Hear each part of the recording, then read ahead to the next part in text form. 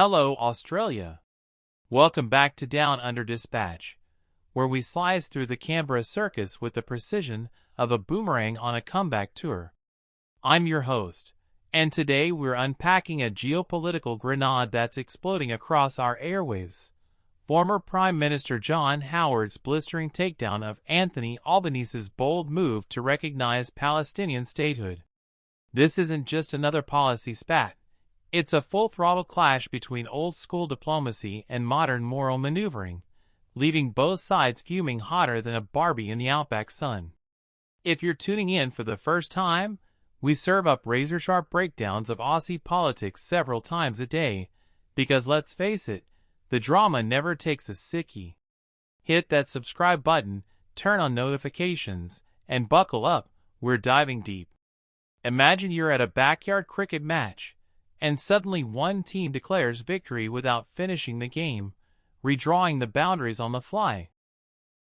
That's the vibe of the Albanese government's recent announcement to formally recognize Palestine as a state, a decision that's got John Howard and his longtime ally Alexander Downer seeing red. In a joint statement that's sharper than a Vegemite sandwich critique, the duo accuses Labour of trampling international law like it's a speed bump on the Hume Highway. They're invoking the 1933 Montevideo Convention, not some exotic tango from South America, but the gold standard for what makes a state in the eyes of the world.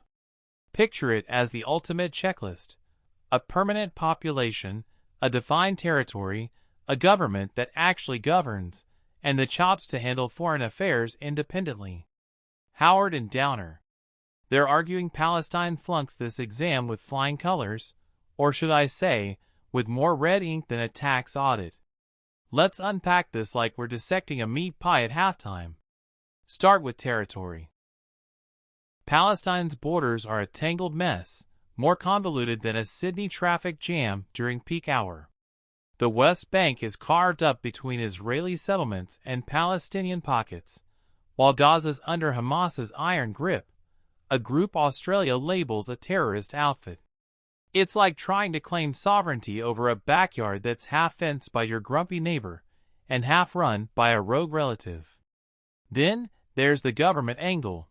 The Palestinian Authority holds sway in bits of the West Bank, but Hamas dominates Gaza, and these two factions bicker worse than siblings over the last Tim. Howard's point: you can't crown a state when its leaders can't even share a Zoom call without virtual fisticuffs. And don't get me started on international relations. Palestine's diplomatic dance is often choreographed by outsiders, from the UN to regional heavyweights, making true independence a pipe dream. But this feud isn't just legalese, it's laced with political gunpowder. Howard blasts Albanese for prioritizing domestic brownie points over global principles, suggesting Labour's eyeing votes in multicultural strongholds like Western Sydney, where pro-Palestinian sentiments run deep. It's savvy electioneering or cynical pandering? You decide. The XPM contrasts this with the glory days of Labour icons like Bob Hawke and Doc Evatt, who navigated Middle East minefields with a steady hand and alliance loyalty. Howard warns that unilateral recognition skips the hard yards of negotiation, echoing the Oslo Accords blueprint from the 90s. Those peace pacts that demanded direct talks between Israel and Palestine, not shortcuts from afar.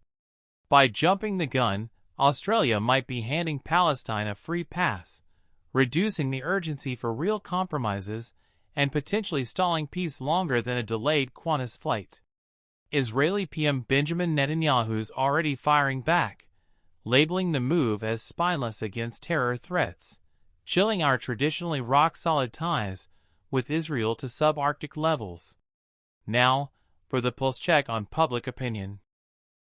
Fresh polls from the likes of the Sydney Morning Herald paint a grim picture for Labour. A whopping 44% of Aussies outright oppose the recognition, 32% say wait till Hamas is sidelined, and just 24% back it with the current chaos. That's about as appealing as Vegemite on ice cream, divisive and unlikely to win friends. Howard's timing is spot on too.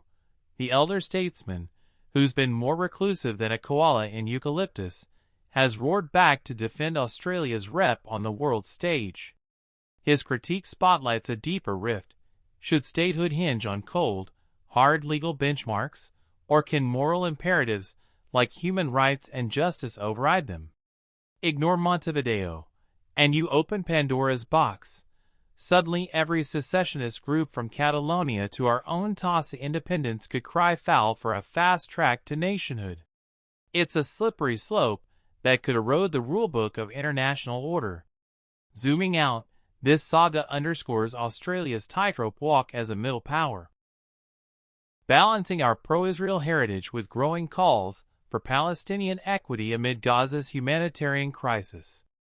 Albanese's crew frames it as courageous leadership, aligning with global shifts seen in countries like Spain and Norway.